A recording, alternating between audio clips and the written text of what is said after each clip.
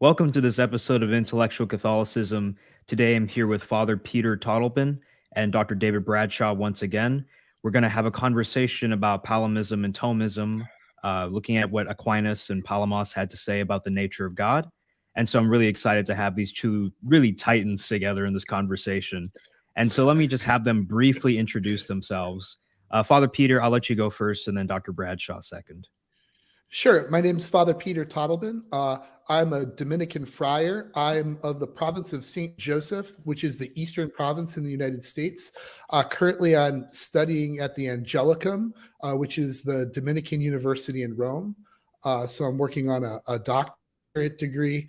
I'm hoping to return to the U.S. Italy is wonderful, but I'm looking forward to getting back to real life pretty soon here. All right, Dr. Bradshaw. Yeah, I'm David Bradshaw. I'm a professor of philosophy at the University of Kentucky. I teach ancient and medieval philosophy. I've been doing that for almost 30 years now. Got my PhD at the University of Texas in ancient philosophy. And I believe the reason I'm here is mainly because of my book, Aristotle, East and West, that came out in 2004. And for anyone not familiar with it, its theme is sort of the reception and influence of Aristotle's metaphysics in both Eastern and Western Christianity, and trying to use that as a sort of a lens through which to understand how these two branches of Christendom grew up to be so different. And actually also discusses pagan Neoplatonism and argues that there was already a similar divergence that you can see taking place in the 4th century. Because one of the main factors that I think is hugely important there is the linguistic difference, and the fact that so much that had been written in Greek had never made its way into Latin. And meanwhile, of course, Latin authors were developing their own thought. So I think already by the late 4th and certainly the 5th century, you see pretty sharp differences emerging in both pagan and Christian thought. So anyway, it starts with Aristotle and ends with Aquinas in the West and Gregory Palamas in the East. And I'm sure that's what we'll mainly be talking about today. Yeah, I'm really excited for this conversation. And for the audience, the format's simply going to be Father Peter will present for 10 minutes on his position. Dr. Bradshaw will then also go 10 minutes. From there, we'll have 50 minutes of dialogue. And then we'll squeeze in 15 minutes of audience Q&A. And so, if you have questions in the audience, save those until a little bit later in the stream so that I can see them more easily. And then we'll just close out with some final thoughts. And so, Father Peter, are you ready to start? Sure. Yeah. All right. And when you hit like 30 seconds left, what I'll do is kind of, when you're presenting, you'll only be the one on the screen. But then when 30 seconds come up, then I'll try to get, all of us back on. So that's your cue. Sure. Absolutely. All right. Wonderful. Over the past 100 years or so, there's been a renewed debate between Eastern and Western Christians concerning the nature of God and his activity in the world. As Eastern Orthodox scholars began a renewed encounter with their Western counterparts, they sought to highlight the doctrine of the 14th century Eastern monk and later Bishop of Thessalonica, Gregory Palamas. Gregory rose to prominence defending the style of mystical prayer known as hesychasm, which he learned during his time on Mount Athos as a monk.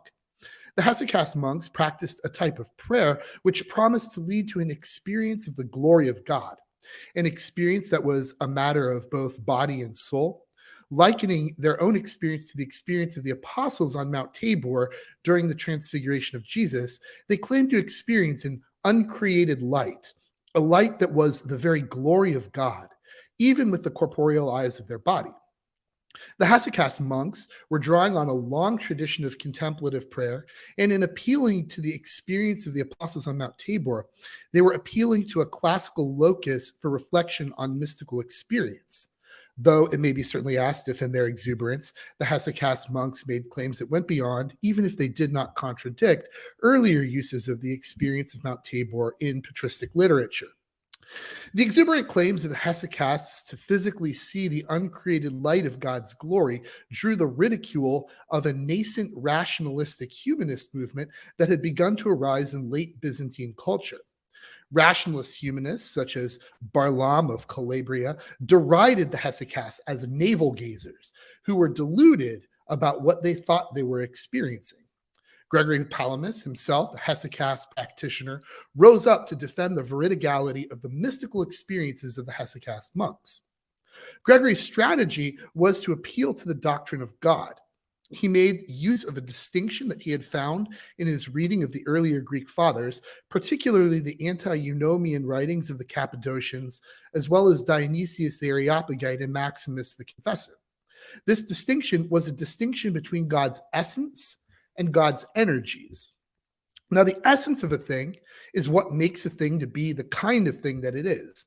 When we talk about God's essence, then, we mean what makes God to be God. God's essence is what God is in and of himself. But we must be careful here. The Greek fathers are adamant about preserving the mystery of God's transcendent otherness with respect to creation. So they most definitely do not want us to think about God's essence as if it were an essence more noble than ordinary created essences. Rather, they want to hold that God is so great that he is beyond all being and thought. His essence remains intrinsically inaccessible to all created thought. He is the super essential essence, the ever greater good, which eye has not seen and ear has not heard, the thought of which has not so much as dawned on the heart of man. And yet, God does not remain shut up away from the world. God himself is present and active in his creation. In fact, he gives creatures a deifying participation in his own life. How does the God who utterly transcends the world remain so dynamically active within it? In order to explain this, Gregory Palamas makes use of the concept of God's energies. The word energy went through a number of alterations in meaning in ancient and patristic Greek, and Dr. Bradshaw is an expert at this, these shades of meaning. But broadly speaking, the term energy means something like the activity that a person or thing has on account of its essence, but provided that we construe the term activity in its broadest possible sense. An energy is how a hypostasis or an individual with an essence manifests itself outside of itself. God's energies, then, are how the consubstantial persons of the Trinity manifest themselves in creation and in the economy according to the unity of their essence, which is the principle of these energies. Thus, the energies come from the essence is important. A thing acts according to the kind of thing that it is, and the essence is what makes a thing the kind of thing that it is. As we said, Gregory Palamas found this distinction in his reading of the earlier Greek fathers, and it was his contribution to synthesize this teaching and apply it to the defense of the hesychasts and their method of prayer. Gregory makes explicit two claims about the essence and energies of God, and these are the ones that became controversial. Whether the claims were so clearly made by the earlier Greek patristic tradition, I don't think is clear, but I think it's also clear that Gregory's interpretation doesn't contradict the interpretations of the earlier Greek fathers either. At any rate, Palamas' claims were controversial in the Byzantine world of his day, and not just on account of his humanist critics either. There were plenty of other people who were sympathetic to mystical prayer who thought that Gregory had not read the fathers correctly. The Orthodox Church, of course, ultimately sided with Gregory Palamas and his interpretation of the Greek fathers. And these claims eventually became controversial again when modern Eastern Orthodox disciples of Gregory Palamas brought his ideas with them in their encounters with Western theology. So what were these two distinct claims that Gregory made? First, he claimed that the distinction between God's essence and his energies was a distinction that in some sense obtained in reality apart from the activity of our minds. In other words, God in and of himself, which is the essence, and God as actively manifesting himself in the world, the energies, are not simply two different concepts that we form for ourselves when we think about God in our limited ways of understanding, but refer to the same thing in reality. Rather, God's essence and God's energies, in some sense, have two distinct referents. Second, Gregory Palamas claimed that not only was God's essence uncreated, but that his energies were both uncreated. Now, this claim in and of itself isn't so much problematic or debatable. After all, if a thing's energies come from its essence, then if the essence is uncreated, the energies should be uncreated as well. The debate seems to more have come from the sorts of things that Gregory called uncreated.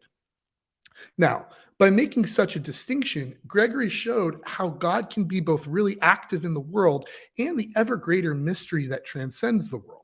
He showed how the light of Tabor could be both a real experience of God's glory, because the light could be an uncreated divine energy, without simply identifying those real experiences of God's glory with the divine essence itself. And finally, he showed how a saint could have a deifying participation in the life of God without becoming God or exhausting the mystery of the divine essence.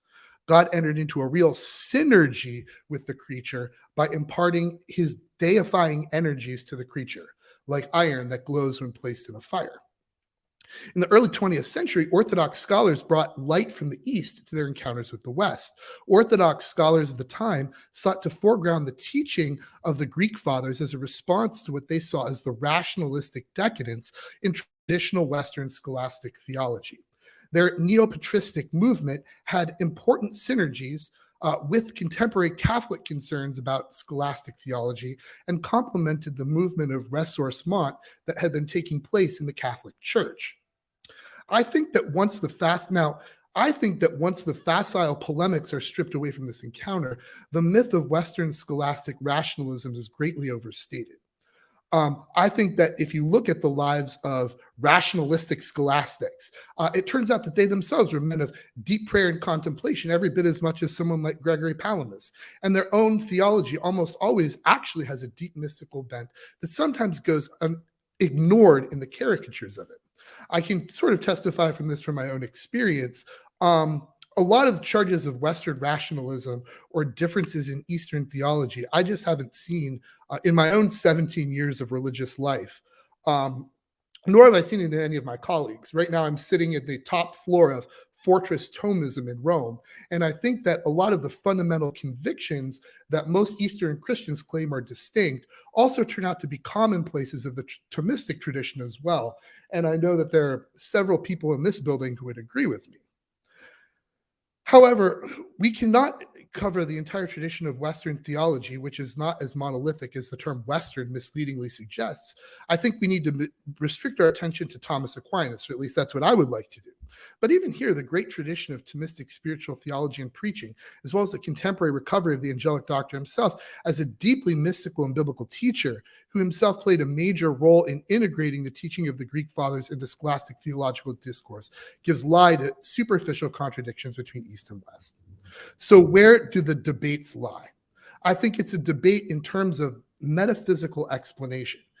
Thomism and Palamism really do have two different metaphysics that simply cannot be assimilated to one another, and both can't be true.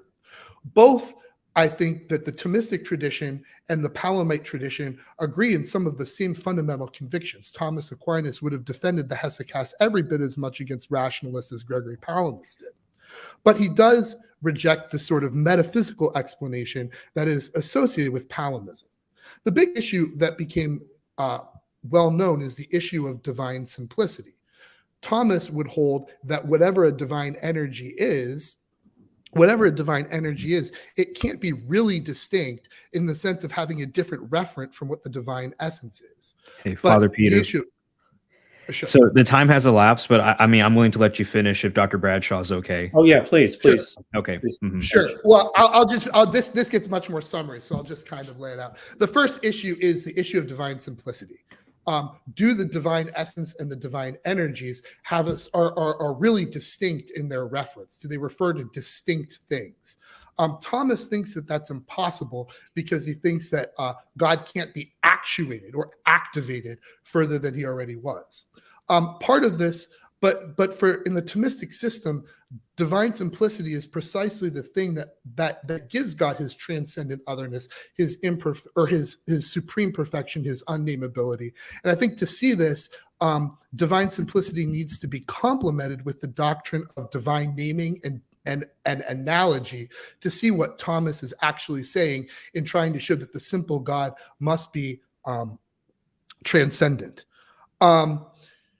The fundamental complaint I think that a Thomist would have, or at least I would have, is that the divine energies seem to portray God actually as acting at a distance. Whereas since creation is from nothing, there's no need for God to act at a distance, right? There's no need for God to sort of reach out, so to speak, to manifest himself in the world. He just simply, by willing, manifests himself to the world. There doesn't need to be a subject which he acts on. Creation isn't a transient act, it's actually an imminent act of God.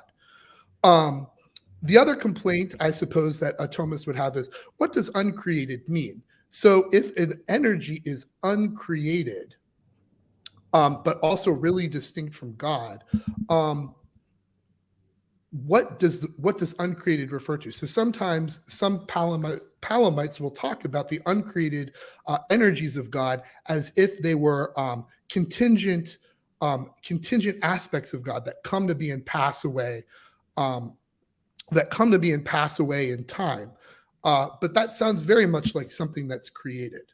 So a Thomist would just sort of say that actually, to be a little bit cheeky about it, Palamism isn't apophatic or cataphatic enough. It imagines God's activity as acting like a human created agent, which is precisely the doctrine of divine simplicity, to critique the way that we think about God and to reconsider that he exists differently and transcendently from how we think of him as existing. And he's also not cataphatic enough, or it's also not cataphatic enough, because in the Thomistic system, God's activity has an immediacy to it that doesn't have to envision an energy as making contact with something in order to affect it. So those would be some of the sort of issues that a Thomist would have with the metaphysical presentation. And there's some other things I'm sure Dr. Bradshaw will bring up in his presentation. But at this point, I'll just refer to the one of the sayings of our order and just say silentium est pater predicatorum, and allow David Bradshaw his opportunity to give his side of the story. Yeah. All right. So I think I think Father Peter, you went about maybe 13 minutes, 14 minutes. I'm not sure. It's okay, but I want to, give Dr. Bradshaw the same amount of Sure, time. that's fine. Yeah. All right. So Dr. Bradshaw, I'll give you like 13 minutes if that's okay. Absolutely. Whatever works well. First I want to thank Father Peter. I thought that was really a superb summary of a lot of complex material. And I appreciate that he has, made this a study to understand the Eastern tradition as he has. I think it might be helpful if I back up a little bit and talk about the tradition prior to Palamas.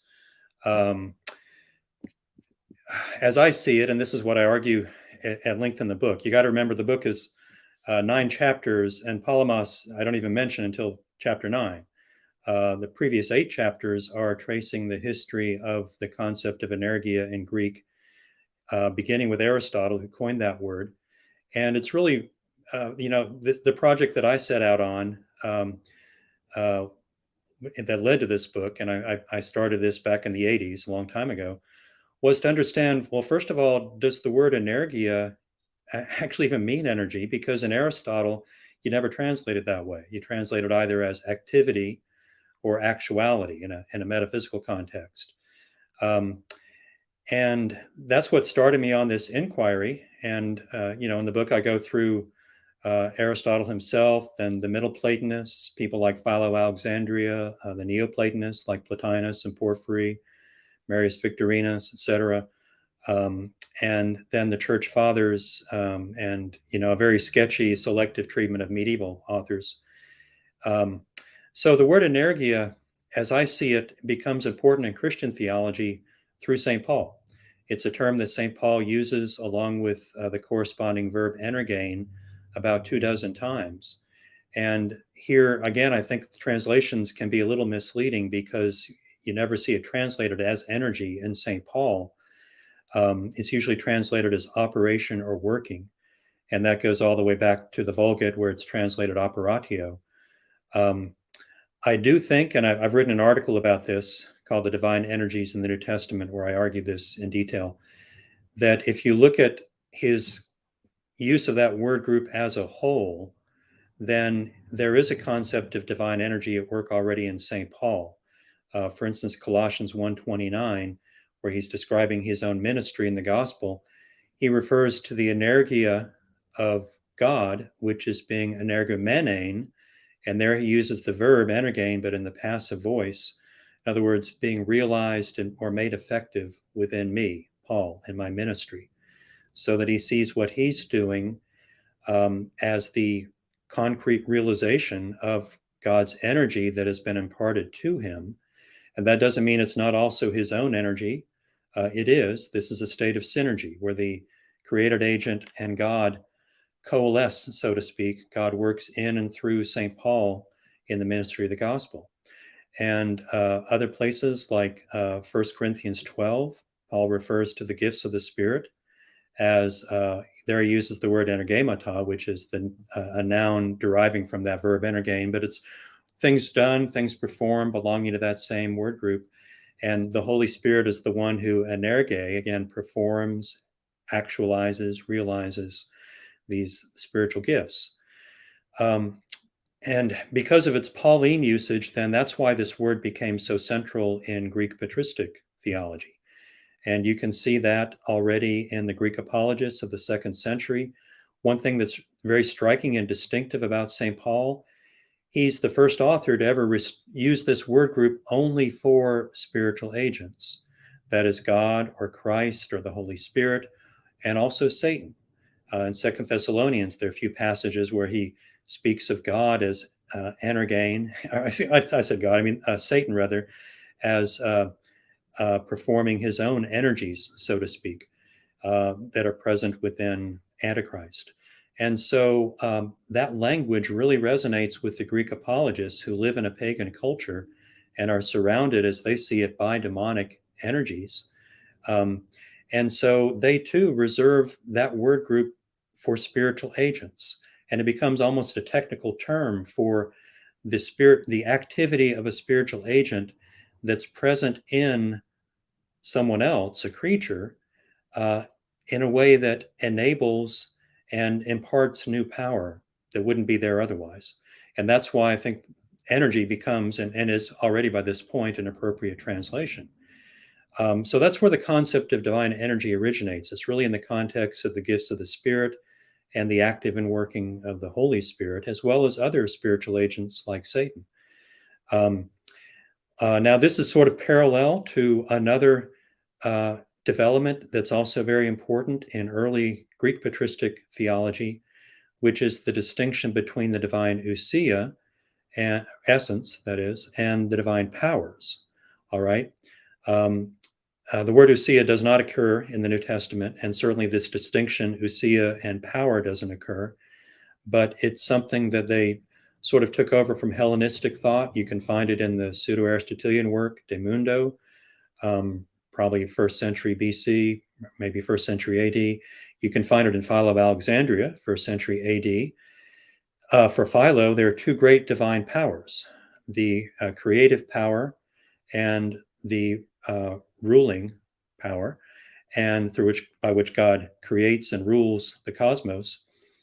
And when we refer to God either as Theos, God, or Kyrios, Lord, we're actually naming one of those powers. Theos is the name of the creative power. Kyrios is the name of the ruling power. And the divine ousia, essence, he says, has no proper name. And he's picking up on this idea from Plato that to name something is to, in some way, identify its inner characteristic, what it truly is, the idea you find in Plato's Cratylus. And of course, we can't do that for God. And so that's why he and other early authors of this period say God has no proper name. The ousia, rather, has no proper name. When we name God, we're naming his powers. Now, they're using the word power, dunamis, not energia.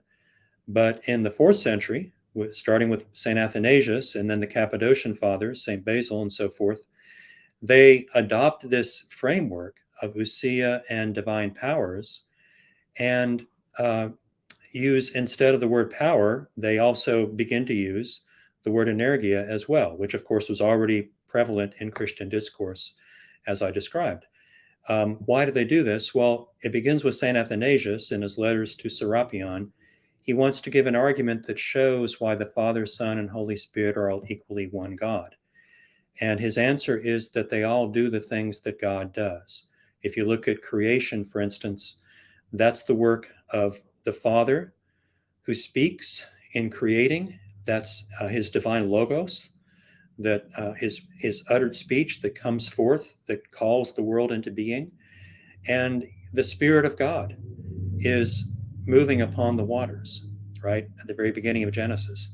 So Athanasius sees right away in those opening verses of Genesis that all three persons are present and active in creation. And of course, he goes on then to sort of deliberate internally, in a sense, to say, let us make a man. And that's a classic proof text in patristic thought for the doctrine of the Trinity, that God refers to himself in the plural. So Athanasius gives that as an example of how the divine energia of creating is shared equally by the three persons. All right. And it is important that here it's energia and activity and not just a power like the creative and ruling power. So he gives other examples then, also the energia of prophetic inspiration. Again, it's the word of the Lord that comes to the prophet, yet we equally can say that it's the Holy Spirit that indwells within that prophet. And Scripture says both. And the work of the incarnation, right? It's God, the Logos, who becomes incarnate, executing the will of his Father. And it takes place by the Holy Spirit overshadowing the Virgin Mary. So all three persons are always equally involved. It's the same common energia that they share. And so that leads to this idea that you find in the Cappadocians, like St. Gregory of Nyssa, that when the word theos itself, God, is simply the name of a divine energia and not the divine essence. So he's kind of echoing Philo of Alexandria, except the terminology is now a little different, energia instead of dunamis. And Gregory says that all the divine names, whether we call God good or wise or powerful or living or truth or whatever it may be, those are names of divine energiae and not the divine ousia, because just like with Philo, the divine ousia has no name. A name would require some limiting characteristics, and it doesn't have limiting characteristics. So that's how this polarity of essence, ousia in Greek, and energia comes into being. I think, Father Peter, maybe toward the end where you said there's a kind of remoteness here, you may have been thinking of the famous passage in St. Basil, Epistle 234, where he sort of summarizes this line of thought by saying that the energies come down to us. And of course, he's listed energies like goodness and wisdom and providence, judgment, and so on. But the essence remains beyond our reach. You have to bear in mind, when he says the essence remains beyond our reach, that's just a way of describing the unknowability of God, and particularly the unknowability of the divine essence. But that is a classic sort of a proof text that Palamas will cite. And many of these other passages I've referred to, they're all integral to the Greek patristic tradition. One more thing, I'm probably about limit of time, but I think it's important to realize historically these texts by Philo, by the earlier fathers, like the Greek apologists that I mentioned, by St. Athanasius, the letters to Serapion, the works of St. Gregory of Nyssa on the Trinity, including his short works like On Not Three Gods. That's one classic statement of what I've described. The epistles of St. Basil, Basil's work on the Holy Spirit, where you find the same idea, the energies of the Spirit. None of those were translated into Latin. Okay, and they were not known or read by Latin authors until the Renaissance. And that's a huge fact that we just can't underestimate its historical consequences. In Latin, you just have a different terminology developing, and there's really nothing corresponding to the meaning and the resonance that this word group of energia and energein, including its passive form, energesthai, came to take on in Greek. And that's why someone in Palamas, for whom this is all his native language, right? It sounds so weird and so alien to to Latin authors in the 14th century and appeared to them to be heretical, it was expressing, and as Father Peter mentioned, the Orthodox Church confirmed this and repeated councils of the Church. It was expressing the mainstream of Greek patristic theology. And so if there is a difference between Palamas and Aquinas, I would see it really as a difference between the whole Greek patristic tradition and Aquinas. And that, I think, would be a serious matter. But that's something we need to talk about further. Anyway, that's just my opening pitch, if you will. All right. Thank you so much, Dr. Bradshaw. For those of you in the audience, we're going to start our dialogue portion. And so during this time, if you want to start asking questions in the chat, that's more than welcomed. What I'm going to do now is let me get the timer ready. And then what I'll do is I'll kind of dip out and I'll be in the background. I'll let Dr. Bradshaw and Father Peter have center stage. And then when you reach about, let's say a minute left of dialogue, you'll see me come back on the screen. So if I come back on the screen, 1 minute left.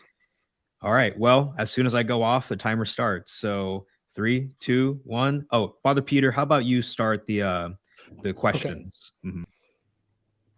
Sure. So maybe a helpful place to start would be in terms of the sourcing.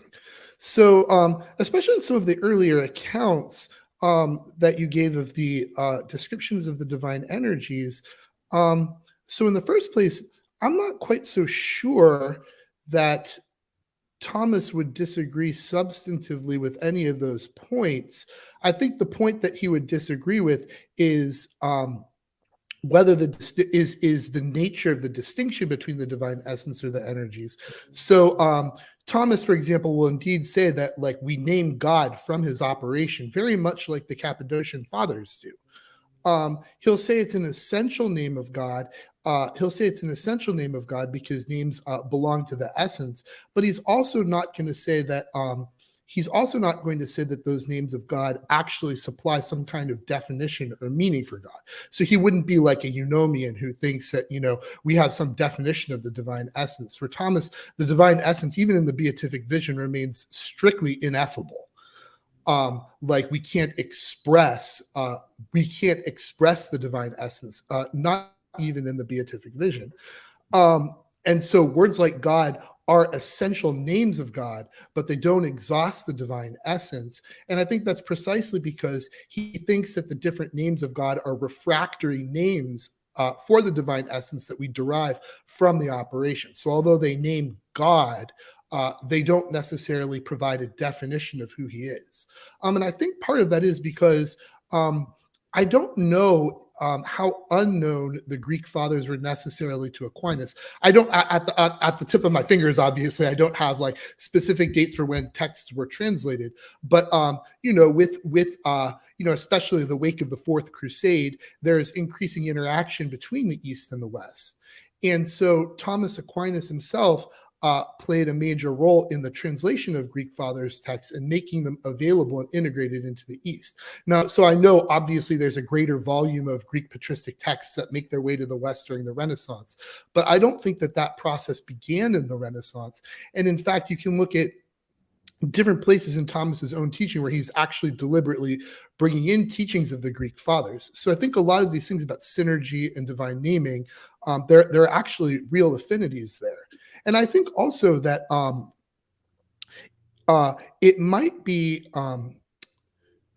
not be true to say that Palamas' teaching originally won the day in the East either. So Palamas himself famously engaged in a lot of disputes about whether he was actually reading the Eastern Fathers correctly. And in fact, some of the earliest quote unquote Western critics of Palamas were themselves Greek converts to Catholicism, people like Manuel Calicus, who wrote in criticism of Palamas. So both in the Orthodox Church and in Orthodox converts to Catholicism, there were controversies. So it may not necessarily be true that again, Palamas's reading of the Greek fathers isn't an implausible one. I mean, I think you can definitely see how you get from point A to point B, but that he was just sort of like making use of obvious conclusions of the Greek fathers and was saying something different than completely different than was being said in the West might not be entirely true. So that's kind of a concern that I have. So I don't know, that's kind of one issue that I was sort of thinking about when you made your remarks towards the end. Okay. But thank you very much for your prehistory of energies, though, because that was very clear. Yeah, thank you. Well, one thing, so the book came out in 2004, and since then I found myself turning more and more to these biblical sources. I did discuss them briefly in the book, but it was really after I finished the book that I looked into the verb energein and realized how pervasive and thematic this really is in St. Paul. So you made several points. If you don't mind, I'll just sure, absolutely. First of all, you mentioned that Aquinas does hold that we name God from his operations, and that's certainly true. And yeah, it's always important to bear in mind, Aquinas read St. John of Damascus in the Latin translation by Burgundio, and also Dionysius the Areopagite, right? Who was widely studied by this time in the Latin translations. So it's not as if he's ignorant of any of these ideas. I didn't mean to suggest that. Sure. It's just that Latin theology as a whole, beginning with Augustine, Augustine famously just tells us in the Confessions that he didn't take to Greek as a young boy. Now, apparently he did learn some Greek at some point later in life, because he occasionally will use Greek terms, but it doesn't seem that he was ever reading Greek itself extensively, at a level of linguistic proficiency. If he did, it didn't leave a huge impact. I think his thought was largely formed from other sources. Of course, he heard St. Ambrose preaching. He also had the Latin translation of the Aeneids by Marius Victorinus, and that, I think, was a huge influence. And when in Book 7 of the Confessions, he refers to the books of the Platonists and their crucial role in his conversion. That would be probably Plotinus and maybe some works of Porphyry as well. Yeah. And you know this because you've read the book, right? But for those who haven't, I'll just explain that I see the real crucial point of separation not as anything intentional, okay? Not as a matter of... Sure. Oh, absolutely not. Yeah. There was no debate here. It was that what happened was Augustine, out of his own intellectual formation, came to a certain understanding of divine simplicity. And I want to emphasize this is a particular way to understand divine simplicity. It's not divine simplicity per se, because like any philosophical idea, right, it can be understood in multiple ways. The Greek fathers had always understood God as simple in the sense of not having parts, not in any way being composite. And furthermore, also in this other sense, and maybe a little more metaphysically technical sense, that he doesn't possess his intrinsic attributes by participation in anything external to himself. Right. He is the good, he is life, he is wisdom, he is power. And the thing is, though, for them, as I mentioned earlier, using those names, you're naming divine energies, okay? Sure. Or maybe divine powers. And Augustine just doesn't have that concept in his repertoire. And so when he articulates divine simplicity, he says that the divine essence, essentia, is the divine power and wisdom and goodness and so forth.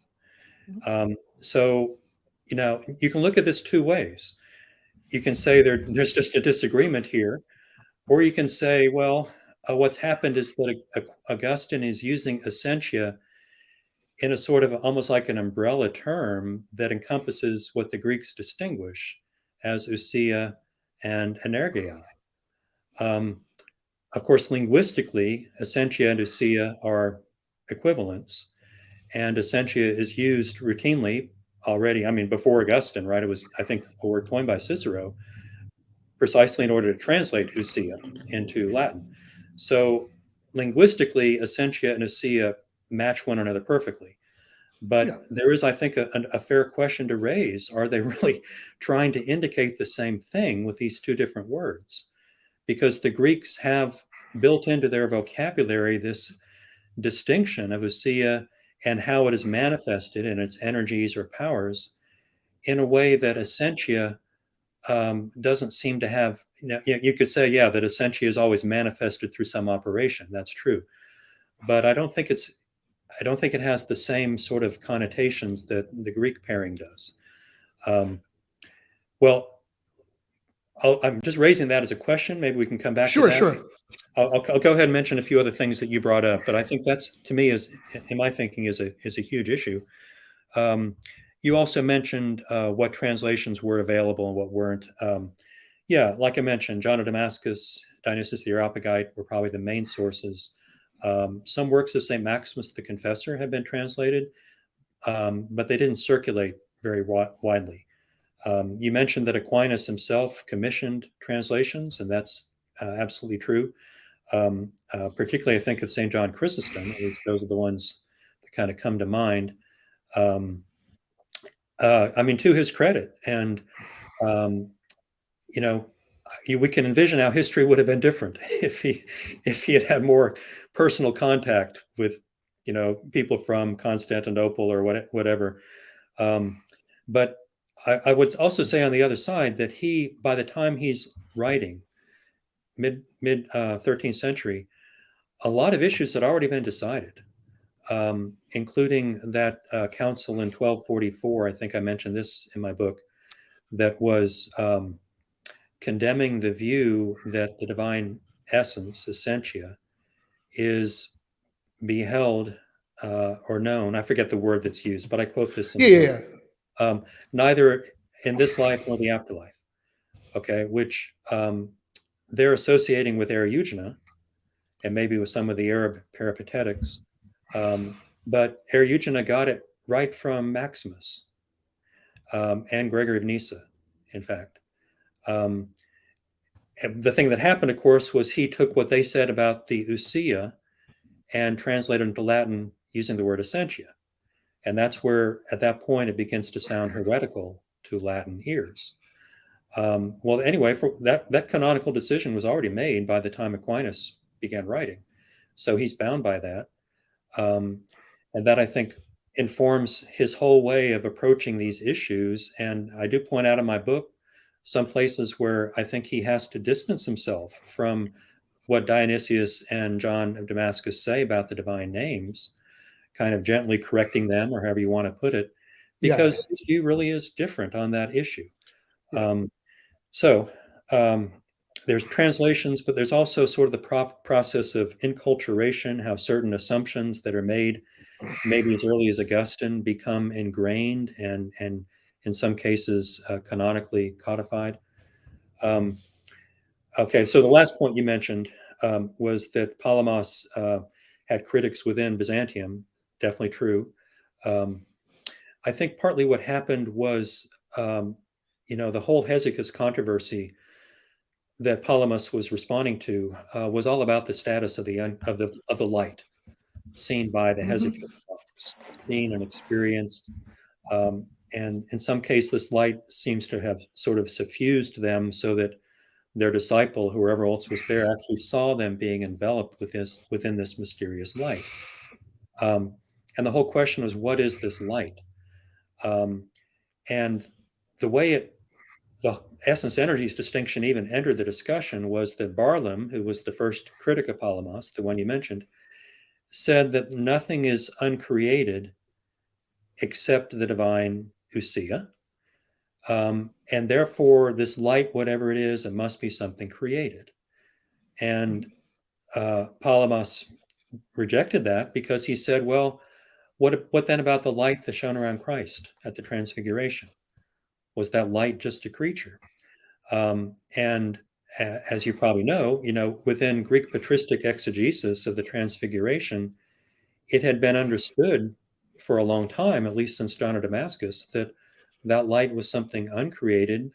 It was the particular form of the uncreated divine glory that you also see in Scripture, say at the when the tabernacle is dedicated and when the temple is dedicated, they're filled with this luminous glory so much that they don't even dare to enter. And then there's the burning bush on Mount Sinai. And there's also the visions that Ezekiel has of the divine glory that departs from Jerusalem. I mean, you can, and the New Jerusalem, how it shines with the divine glory, right? This idea of the divine glory just runs through Scripture. And so they read the Transfiguration in light of that. And Palamas then interprets this light experienced by the Hesychus in light of that as something uncreated. All right. And so the initial issue between Barlaam and Palamas is there anything uncreated other than the divine ousia? And Palamas says, yes, the divine glory, that is the uncreated light. And then, as the discussion continues, Palamas is trying to shore up his position. That's when he invokes people like St. Basil on the energies, the divine energies, and says, look at Basil. He's contrasting the energies, things like God's wisdom and power, with the ousia, yet clearly God's wisdom and power are not created. So these energies, that's sort of the general term for these uncreated manifestations of God. And that's roughly how it goes.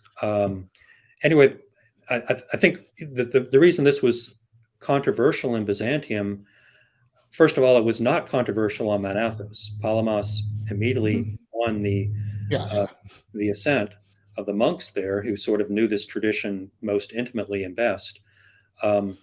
But there was a civil war going on in Constantinople at that time, and the two sides took opposite sides in this debate.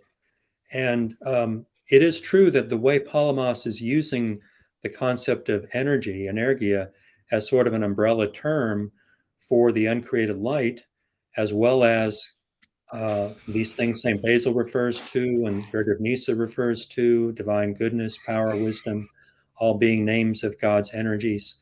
And also there are other things that come in here that Maximus discusses. The divine logoi, for instance, from Maximus and Dionysius. Anyway, using energia as an umbrella term for all of those, that I think is a new step. And it's not surprising that people would be at first kind of not sure what to do with this, and hesitant to want to have to define something like that dogmatically, because it is a big step. Of course, ultimately, he persuaded people, right? By 1351, there was a decisive council about that. So anyway, I don't think, to me, it's not a huge issue that he had some dissent within Byzantium. Anyway, I've said a lot. I'm sorry. I should stop and let Sure. No, that was excellent. So maybe just a few things. One thing that you brought up, just to go through some of the points that I noted, you brought up first the issue of Augustine's influence, and obviously the influence of Augustine is undeniable in Western theology. However, I wonder if it can be overstated. So Thomas Aquinas also has many important sources himself that go beyond strictly what's in Augustine. So I would be hesitant to identify Thomas's construal of divine simplicity simply with Augustine's, because there's many other things that go with it. So, for example, Thomas Aquinas, in question 3 of the Summa Theologiae, one of the classic sources for his doctrine of divine simplicity, phrases it in terms of Aristotle's definition of potency and act. But then again, he also phrases it in terms of his own distinct doctrine of being, his doctrine of esse, which has sources in addition to his own particular genius in Aristotle, Avicenna, arguably even things like Proclus. So it also, his doctrine of simplicity always, and Thomas is always careful to do this, is to pair it with his doctrine of divine naming, which has both Aristotelian and Dionysian influences. So it might be misleading to portray Western theology as sort of monolithically Augustinian. So it's clear that Thomas definitely has doctrinal differences with someone like Dionysius. I mean, you definitely see him gently correcting what Dionysius really means to say when he says this. Yes, you definitely see him gently correcting. So I think there are real metaphysical differences. However, there are two questions: is should Thomas's metaphysics or construal be understood as simply Augustinian, number one, and number two, what's sort of the cash value of those metaphysical differences in terms of sort of the theological confession of the faith? So I guess, so it's clear that Thomas thinks that, say, Theos or Lord are essential names. They're named from operations, but names of the essence, right? And not just names of the operations while the essence remains unnameable. That's not Thomas's position. That is the Greek fathers' position. They're not the same, right? However, Thomas doesn't simply say that we have a name for God. So he's not going to simply say that like God, like a word like God, or like a word like God or Lord or wisdom or power or justice or mercy or any of those names actually, though they name the divine essence, their res significata, the thing that they signify, what he says, is the divine essence. And in that sense, they're essential names. But their modus significandi, the way they signify, is different. And he explains that in terms of his idea that the sort of what he calls his threefold way, where he says, we can name God from his operations because, things act as they are. But since God transcends the world, we have to deny what we know of them from creatures and apply them in a supereminent way. So that when we say that God is mercy, or God is goodness, or God is theos, I guess God is God, or something, we don't quite know what we're saying, and in that sense, the divine essence really does remain unnameable in Thomas's position. And so in that sense, he's making a difference with respect to Augustine. We mentioned that the idea that the divine essence itself is not beheld as a point of condemnation. And it's actually true. Thomas actually himself gets in trouble with this. Thomas knows this position from John Chrysostom, actually. So John Chrysostom has a set of sermons on the incomprehensibility of God. And John Chrysostom kind of even sort of says this. And Thomas, again, has to do one of these, well, what he really means to say is, but so the question is, there's kind of a real difference in metaphysical doctrine here. But again, the Greek fathers aren't going to want to say, at least I don't think that they're going to want to say that, like, there's a sense in which we don't participate in like the fullness of God. You know what I mean? Like, from his fullness, we have all received grace upon grace. It's just that the fullness that we receive never can exhaust the infinite essence. But then on Thomas's side, he's also going to say that while we are completely united to the divine essence, nevertheless, that essence remains ineffable. So we see it totum sed non totaliter. We see the whole, but not wholly. And we're limited in being able to articulate, and to utter what we see.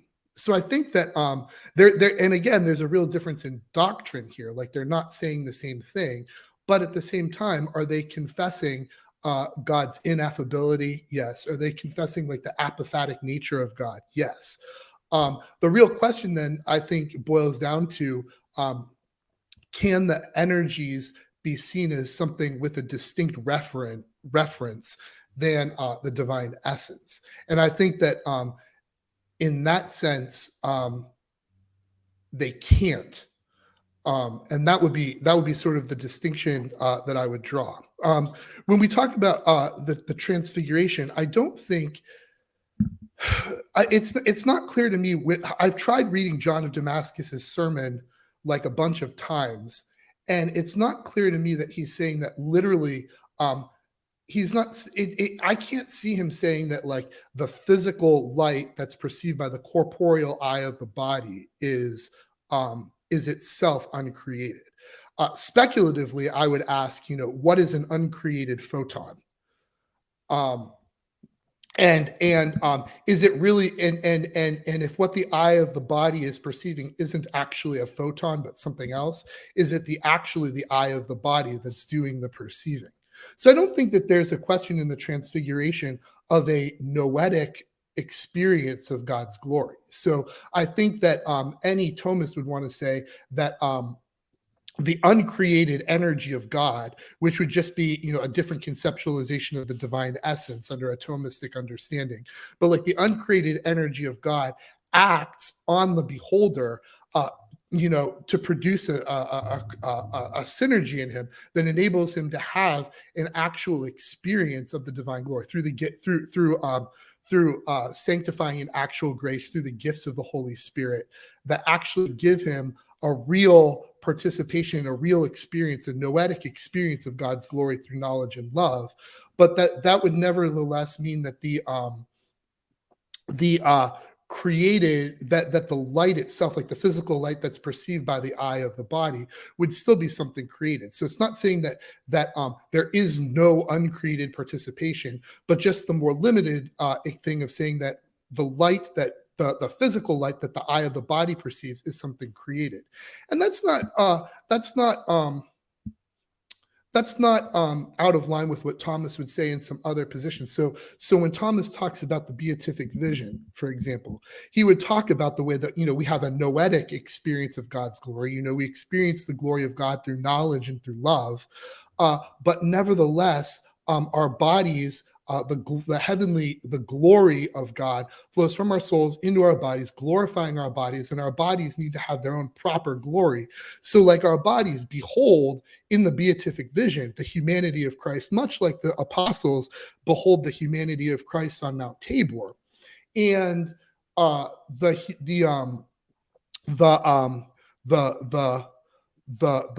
physical light that the eye of the body beholds is the proper good and the delight of the eye. So right, so there are created and uncreated aspects of participation.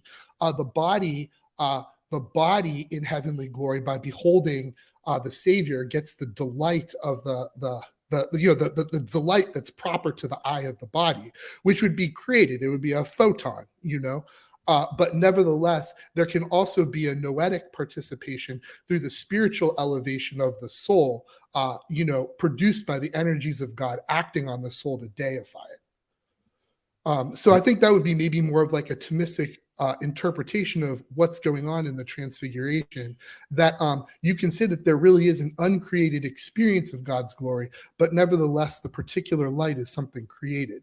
And that kind of brings me to one of the worries that I have about energy talk, is sometimes it seems like the discussion about the divine energies makes it sound like the energies are really God and that they're uncreated. But if the energies of God are uncreated, yet they can be contingent products of God's will and come to be and pass away in time, I don't know what the word uncreated means here, right? So like sometimes it seems that like the word uncreated is being used either vaguely or equivocally to describe the essence and at least some of the divine energies. And I think you kind of see that in some of the language about the Transfiguration, and that's what gives a Thomist pause when they hear the discussion of the Transfiguration being discussed as like the eyes of the body like see an uncreated energy. Like it seems like uncreated does a lot of work in this scheme. Great. Yeah, you raised several points there. So let me touch on a couple briefly, but then there's something I'll need to try to explain a little more in depth. Sure. First of all, I totally take your point about Aquinas's view of divine simplicity is not simply Augustinian, that there's a lot more going on, and in particular the idea of the act of being, God is identical with his own essay, which I like, by the way. And I think, even Vladimir Lossky, who was a student, the great Orthodox theologian, popularized, but he was a student of Etienne Gilson, back in Paris in the 50s. And he goes out of his way in his own book to say that the idea of the active being that you find in Aquinas is very insightful, and there's something that Orthodox can benefit from there. Um, you also, the physical light, or at least the light of the Transfiguration. Yeah, I'm not sure if we're disagreeing here or not. Okay. It's the Greek fathers don't ever distinguish a physical light from the light that's seen. Okay, it's just light, and they do say, and maybe this might go toward your point, that the eyes have to be transformed. Okay, the eyes are opened, and for the hesychus, this is why the light is only seen at a very advanced stage in the practice of prayer. That at a certain point, when the soul has been purified and the passions have been cleansed away, that enable the eye or the soul to sort of perceive things more truly, Sure. then God gives that grace. And I don't think they would want to distinguish. I mean, they don't distinguish, but I think in principle they probably wouldn't want to, and say that there's some sort of like created photons and then an uncreated glory that's different from those. I think the way they think of it is simply that creation itself consists in this manifestation of God, and that takes many different forms. And this is going back to Dionysius the Areopagite, for instance, where being is one of the divine processions, and so the beauty and goodness are as well. So that all these fundamental characteristics that go together to constitute something as a creature are processions of God. And, God's will clearly plays a role defining, in fact, in chapter 5 of the Divine Names, Dionysius talks about the divine logoi that are distinct acts of will, thelema, by which God creates each distinct being. So clearly, if you will, these processions are sort of modulated and individuated for each particular creature. But this, I think, may be a big difference. Aquinas goes out of his way to say that creatures, that the essay they share is essay community that's not the same as God as as essay itself, right? And that I don't think you find in Dionysius or any of the Greek fathers. I don't see them making that kind of a distinction. And for what it's worth, Eric Pearl, who is a Dionysius scholar, he wrote a whole book about this called Theophany, in which he interprets Dionysius in this light as sort of seeing all of creation as a form of theophany. I think you can go maybe too far with that, because you've got to consider that Dionysius believes in creation, not emanation. He sees a crucial role for the divine will. And furthermore, there's the reality of evil, so that I think he's more or less of a libertarian in his views about creaturely freedom, and we're capable of sort of turning away from that divine being and beauty and goodness. Anyway, so I think there are underlying reasons why they don't ever distinguish a physical light from the divine glory itself. Now, if I may, okay, I think still the biggest issue you raise, and you've come back to this a couple of times, is the essence and the energy's distinct reference. Are there sort of two distinct things? Is that the right way to think of it? I have to be a little qualified here. I have to say yes and no. Okay, but let me explain that. Since writing the book, I've more recently come up with an analogy that I find helpful, that I think gets at this relationship pretty well. If you think of the essence as like a computer program, okay, and I realize immediately, likening the divine essence to a computer program, there are all things wrong with that. Let's just bracket those. Analogy's limp. Okay, give me a little rope with which to hang myself here. Sure. So a computer program for you and me, for any ordinary user, is totally opaque to us. The program that's running this program by which we're StreamYard, by which we're communicating right now, I don't even know what language that's written in. I have no idea how long it is or how it works. Any of the internal structure, I couldn't begin to tell you the first thing about it. That doesn't matter for my being able to use and interact with the program. And in fact, you and I think quite readily and naturally refer to what's on the screen in front of us when Suan logged it in, to say, hey, well, this is StreamYard. That's what we're going to be conversing on today. We're referring to that program as it is manifest within our experience. Okay. And as it's available to us to be known and for us to engage and interact with it. We use the same word, StreamYard, to refer both to the code that's unknown and to the active manifestation that is known and available. Sure. And are they the same thing or the same referent? Well, I've just distinguished them. So in a sense, they're different, but at the same time, we use the same name, and clearly they're not like two things the way these are two things. It's a source, and it's active manifestation. A simpler analogy, of course, something like the sun and its radiance. And I think Palamas uses those kinds of analogies as well. Yeah. This one with a program I like because it captures this idea that the manifestation is the level at which we interact and engage. And the manifestation changes. All right. And it changes partly in response to us, in interaction with us.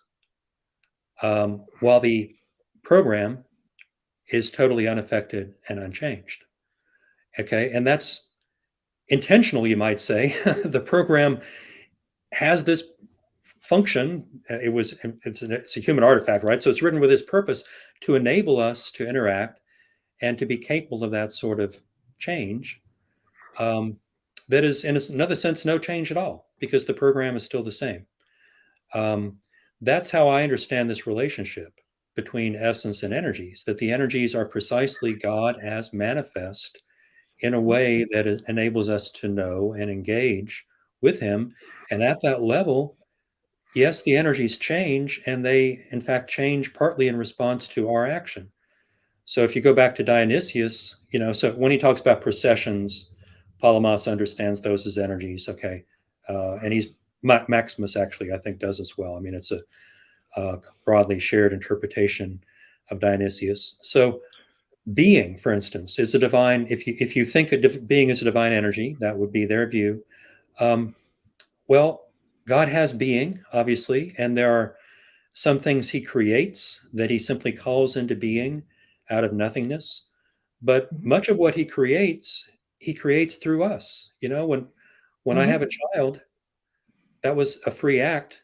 And now that child is someone whom God has created, but he created the child in synergy with me and my wife and so forth, right? And the whole human race, you could say this, and many other things that are human artifacts that room around me and the room around you. These are things God created through human synergy.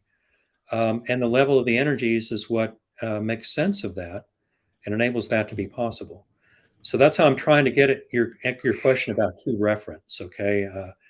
Sort of a qualified yes and no. I hope that's helpful. Sure, and I think this is sort of my point, though. I accept the analogy between essence and energies in general. So, like, I think that for in general, for just me or you or whatever, for the sun and its rays, whatever, that the essence and the energies are distinct in pretty much that way. But the question is, can we apply the distinction between an essence manifesting itself through its energies that we experience ordinarily to God in and of himself? This is a bit what I was getting at when I was saying that, like, from the Thomist perspective, the Palamite perspective doesn't seem apophatic enough. It seems to just simply take seems to take the relationship between an essence and an energy from an ordinary created essence and then apply that to God. So One wonders, is it really the case that, for example, with the analogy of the sun and its rays, does God really have to shine a ray onto something in order to create it, right? And so a Thomist is going to say that that's actually unnecessary, right? This is one way in which the analogy with the sun and its rays itself limps, is that God doesn't need to reach out with a ray to a created thing, because there is no created thing for God to reach out to. God simply, through his act of willing, wills things, and he doesn't need there to be an energy in which he reaches out to it. So the question is the distinction between God and his manifestations does that actually obtain? Like, is God further actualized by the way that he reaches out to things? And I think that's what a Thomist is going to be, is not going to want to say. Again, when we talk about the analogy of the computer program, you can kind of see this the same way. Like, I might call the user interface that I'm looking at right now for the StreamYard, I might call the user interface and the code both StreamYard. But just because I call the user interface and the code both StreamYard doesn't mean that they're the same thing. And I think that it's very easy, I think, for someone who holds the Palamite distinction to just simply say, well, the energies are God and the essence is God, and we'll just call them both God. And then we'll call one of them the manifestation and one of them the essence. And we'll kind of solve the problem of what is an energy by just calling it God. So that would be kind of the way that I would think about that. In terms of looking at things like the way that God actually uses me to create, I would actually deny that God, for anything that's for the act of creation, strictly so speaking, I would deny that creation itself, God uses an instrument to do it. So, for example, I don't think that the example of an artifact tells against that, because I don't think an artifact qua artifact is something created. So if I go to IKEA, and I get one of those horrible pieces of furniture that I have to figure out how to put together, I'm not creating a bed. I'm fashioning a bed from pre-existing material. But I don't think that that's properly creation. So I think when I make an artifact, God's not using me as an instrument to create anything. I think that, obviously God is, sort of directing me as the first mover, and in that sense is involved the way he's involved in any action. But I don't think that, when I'm putting together a piece of furniture from IKEA, or when I'm painting a picture or anything, I'm creating anything in the metaphysical sense of bringing something to be without nothing. I think that's even the case in the case of a conception of children. I think that the mother and the father are the condition sine qua non, right? They provide the sperm cell and the egg cell, but I don't think that the father and the mother provide the immortal soul that makes somebody human. I think that has to be directly created at the moment of conception. And the union of the husband and the wife is sort of the condition sine qua non, but is not itself the instrument by which God creates the soul. I think that any instance of creation has to be something direct. So what I would generally think of is that creation, since it's precisely because it's ex nihilo, isn't actually a transient action. It's actually an immanent action by which God loves himself. And because he loves himself, he effects the things. He loves himself in loving creatures. And I think that's what happens when we're created. I think that's a better way of looking at what the act of creation actually is. And consequently, you don't need a manifestation beyond the essence for God to reach out into the created world and operate on something. So I think that if creation were properly speaking a transient action, then you could draw a distinction between God's essence and his energies. But I think that precisely because of the way that God acts in creating and how creation is different from intra-worldly causality of created agents, I think that renders a real distinction, a real mind-independent distinction between essence and energy superfluous in the case of God, and actually shows how God's agency in the world is different and more immediate than the way that creatures interact with each other within the world. Gentlemen, I hate to come in right in the middle of this conversation, or right near the end of it, rather. I had to cut off 5 minutes in order to make time for audience Q&A. That's fine. But Dr. Bradshaw, do you want to respond to that just very briefly? Yeah, just briefly. So I would certainly agree God does not need any instrument to create. And I don't think of God as sort of using us as instruments. And what I was referring to, again, for me, that's a form of synergy, which is the free cooperation of us with God. I would certainly agree God is not actualized, and Palamas himself insists on that. Nothing about this implies that God is passive or acted upon, much less that he's sort of developed and realized in some way. It's rather, we're trying to understand, how is God active? What is it? What does that mean? How do we understand that? And what's the best way to articulate that? I'm never meant to suggest that God needs a sort of array or something to reach out to creatures who are conceived as already existing. That's just, the ray is an analogy for the energy, which is a kind of activity. Okay. And I wouldn't say that God needs his activity in order to create or do anything else. His activity just is his creating and doing the other things that he does. It's not something that he needs that is external to himself. The energy is, again, as I think you said in the opening section correctly, that the energy is a form of activity. Now, one last thing really quick, Suan, because this is another key point we haven't really delved into yet. You raised the question, how could this distinction apply to God in himself? Sort of related to the question, are these two things or one thing, and so forth. Partly why that is important for Palamas in the Greek tradition is that the divine acts of will, okay, that I mentioned from Dionysius, Divine Names, chapter 5, the distinct divine thelema, are forms of energy, and God, those are not things that God creates. They're that by which God creates. Sure. Yeah. But there's a difference here. I think that unlike the Latin tradition, including Augustine and Aquinas, they don't think of God as having simply a single act of will. They think of God as having many acts of will, and many among those could have been different. So those are differences we may want to talk about. Sure. All right, gentlemen. Well, so we've had some super chats in the conversation so far. So some people have sent in actually some really good questions and even some help to the channel. So I really appreciate them. So let me try to get to those questions. So first to Basil, who asked, let me see, Dr. Bradshaw, in what sense do the Orthodox regard God as simple, if not absolutely simple? Isn't that like being a little pregnant? Okay. Yeah, fair enough.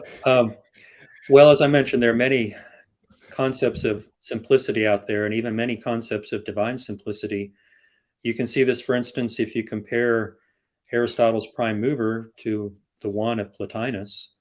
Aristotle does say at the end of Lambda 7 that the prime mover is simple, and there's a pretty straightforward sense to that, right? He or it is totally immaterial and eternal and unchanging, and totally self-subsistent, doesn't depend on anything else. But the one of Plotinus is even more simple, at least according to Plotinus, because it's not subject to the duality of thinker and object of thought. So even within pagan philosophy, you have different concepts of divine simplicity. So far as the Greek fathers and how they regard God as simple, they typically, this is true already in Gregory of Nyssa and definitely in Maximus the Confessor, describe simplicity or refer to simplicity as one of what they call the things around God. And this is kind of a puzzling phrase that they often will use to indicate what we would more readily call divine attributes. But I think they use this phrase precisely to sort of make it clear that they're not trying to describe the divine essence as it is in its own nature, right? They're not trying to sort of name and reveal the intrinsic character of the divine essence. They're rather naming and describing God as he is manifest to us, which for them is such a crucial distinction. And if I may, I'll just read a little passage from St. Maximus, okay, where he gives a good example of this. This is quoted on page 190 of my book, if you want to look at it. He refers to what he calls the works of God which do not begin in time. And he says are participated beings in which participating beings, that is creatures, share according to grace. For example, goodness and all that the term goodness implies, that is, all life, immortality, simplicity, which is why I mention this. You'll notice he includes simplicity with these other divine attributes, immutability, infinity, and such things which are essentially contemplated around God, okay, peri-God. Then he goes on to say, they are God's works and yet did not begin in time. So he actually calls them works of God, erga, which is a pretty radical statement. And even Palamas himself sort of backs, he doesn't quite, the word work sort of implies something, it's hard to understand how that's not something created. But Maximus is saying it's not created. They're works that God performs, and I would take that to mean ways that God manifests himself through his own activity. All right. And simplicity is one of those. All right, Father Peter, there was a question for you from Basil Gildersleeve as well. He said, for Father Totleben, Thomists talk about an infinite richness in God, serving as the foundation for different virtual distinctions. How do you reconcile this richness with absolute divine simplicity? Yeah, so this would be Thomas's sort of threefold way, right? So when we think about naming God, we say that God is properly not conceivable by us. So what we do is when we try to name God, we have various refractory conceptualizations of him. And so then what Thomas says is that for any one of these, you derive the name from creatures. Like, so we kind of look at the world around us and we have a sort of sense of what goodness might mean, or what justice might mean, or what mercy might mean, and we look at this, or what willing or knowing might mean. And then what we do is we say, okay, well, I have an idea of this. This must some way apply to God, because effects somehow reveal their cause. However, God so I say, like, this has to be a legitimate way of talking about God. However, God so utterly transcends the world that I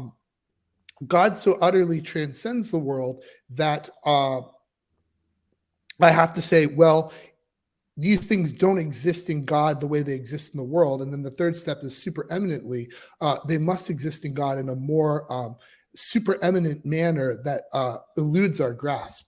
What you could kind of think of is that the different perfections that we formulate in the created order sort of have a limiting sense. If you pass the limit, what happens is you can imagine all of those converging in the act of all acts and perfection of all perfections. So what we perceive of as a variety of different perfections in the world, in which we conceive of as a variety of different perfections, we know have to exist in God as the act of all act and perfection of all perfections. So they exist in God as not really distinct things. What we call mercy is in God what we call justice. When Thomas talks about a virtual distinction, he's talking about two different kinds of distinctions of reason. So when we look at God, we say that the plenitude of the divine essence is the foundation for different virtual distinctions, precisely because of this, precisely because we have formally different notions.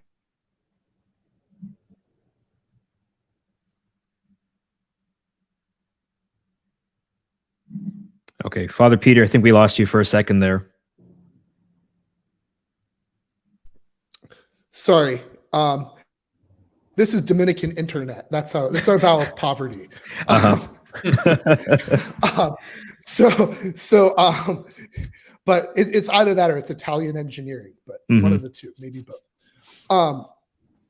But so what happens is when they say it's a virtual distinction, it means that these things like mercy and justice or goodness or wisdom or power are not really different in God, but God,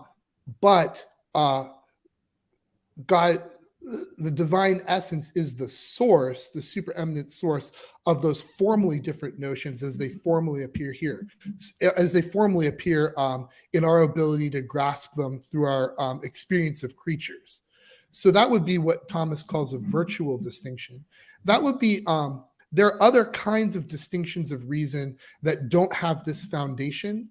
So for example, a really simple example would be like the distinction between Tully and Cicero. Right, that's just strictly a distinction of names. It's a strict synonym, right? Or the distinction between the Dominicans and the order of preachers, right? Dominican and order of preacher names the same thing, but one describes it according to its founder and the other describes it according to its charism.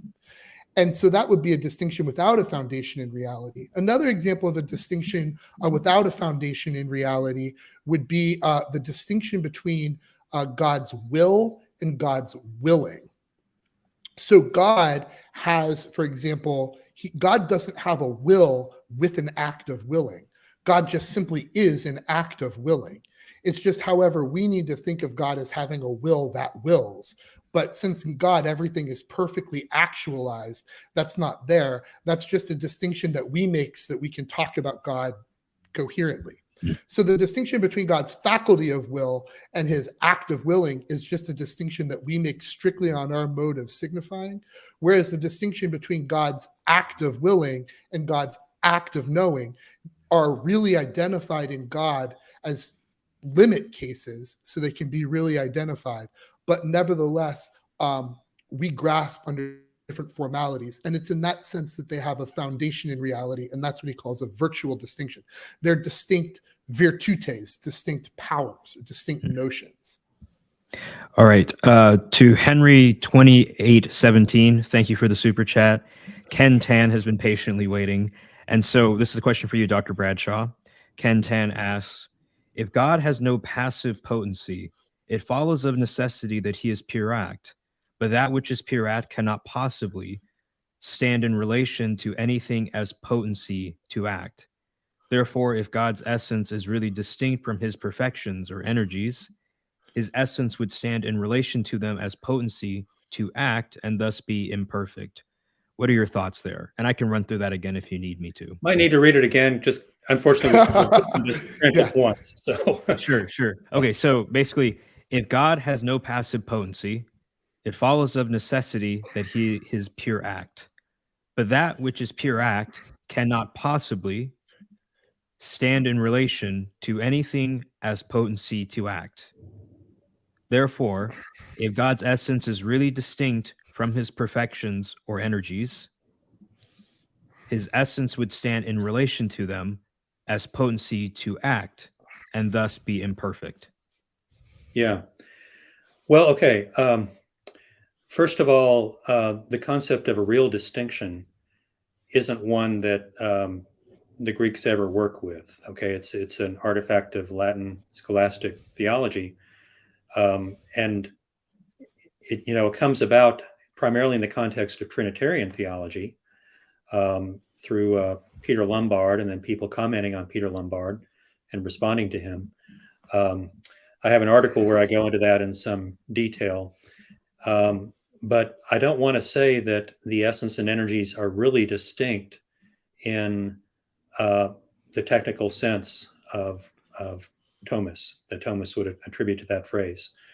I think maybe some of them are, some of them though are not. Okay, and it's just not a concept that's well suited to understanding the essence energies distinction, which I think is just sui generis. It's its own distinct kind of distinction, if you will.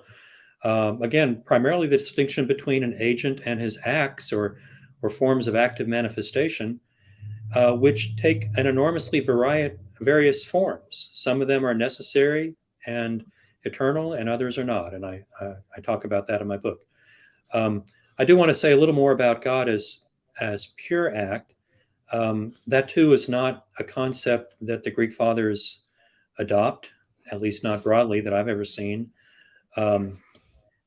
They would, I think, agree with you that God has no passive potency. Okay, but there are also active potencies. Okay, in other words, not only my ability to be hit, but also my ability to hit someone else. Okay, and God can do many, many things, not all of which he actually does. This, I think, is something where, Aquinas would strongly agree, right? That God did not have to create. And given that he does create, he doesn't have to create specifically this very world. Father Peter talks about this. I did look at your master's thesis that's online, Father Peter, and a very illuminating discussion of this aspect of Aquinas' thought. Of course, for Aquinas would never want to say, so those are distinct potencies in God. And the Greek fathers, I don't think they would typically say that either. But you can still ask the question, isn't that what's implied if there are things God can do that he doesn't do? And maybe it's because of that they don't ever refer to God as pure act either. I think a lot varies there just depending on how we want to define when exactly there is a distinct potency. So we may want to get into that further, but that would be a short answer to what I think you're getting at. Yeah, and Dr. Bradshaw, I know the time is tight, but I did have someone send in a question really early on, and so could I get that one, just last one? So Scholastic Answers asked, can't join in live, but ask about Father, I think, Antoine Levy OP's work in response to Bradshaw, showing that the Palamites were close to St. Thomas. What are your thoughts on that question? Well, I've responded to Father Levy in print in a book called Divine Essence and Divine Energies. And the chapter where I do so, I'm responding to a number of critics you can find online on my academia site. And I don't have much to, I would have to go back and look at that exchange rather than trying to remember off my cuff. I think my general sense is that Father Levy wants to read too much Thomism into the Greek fathers. He wants to always find a created habitus wherever there is divine grace. And I think, and a lot of other Orthodox scholars who've looked at it, I think also believe that it's just not the best way to read the Greek fathers. All right, gentlemen, thank you for this wonderful conversation. We had so many good questions come in. Yeah, we couldn't hit all of them. But yeah, just very quick, do you have any last thoughts? Or are there any, is there like a website or something where we can find your work? How can we keep in touch and connected? Let me have Dr. Bradshaw go first, and then Father Peter close us out. Yeah, well, first, thank you, Suan, for setting this up. I love the dialogue, and I appreciate that Father Peter is so open and interested. And like I said, anyone interested, I would recommend you read the thesis that he wrote, which, there are things I disagree with toward the end, but it's still a really excellent coming to terms with these issues. I do have a website. It's on the academia.edu website. You could probably find it by searching my name, and I think it would turn up pretty readily. And I will say I'm coming out with a book that's a collection of my essays on the essence energies distinction, and it will have a new essay at the end, a kind of an afterword that responds to some various critics, mostly from the Orthodox side, though, but also develops that analogy with the computer program and its active manifestation in a lot more detail. And I try to argue that that analogy works well even for understanding Trinitarian, the relation of the essence and the persons. And that's what I think the fathers, that's why I develop it. That's why I think it's what the fathers of the 4th century, like Athanasius, really had in mind, although of course they don't use these terms. So if anyone's interested, I hope they'll look that up. All right, Father Peter. Sure. Yeah. I too have an academia.edu site. I suppose I can't ask for a better plug than for Dr. Bradshaw's recommendation of my thesis. It's some random and sundry things are up there. I try not to be too terribly online. I have a disreputable Twitter account, but there's that. But other than that, I've just been very grateful for this discussion. But been very grateful to talk to David Bradshaw, Dr. Bradshaw, in person. It's been a wonderful discussion. Thank you, Suan, for inviting me. Oh, of course. Yeah, the people loved it and I loved it. And so, I think good afternoon to Dr. Bradshaw and good night to Father Peter. All right.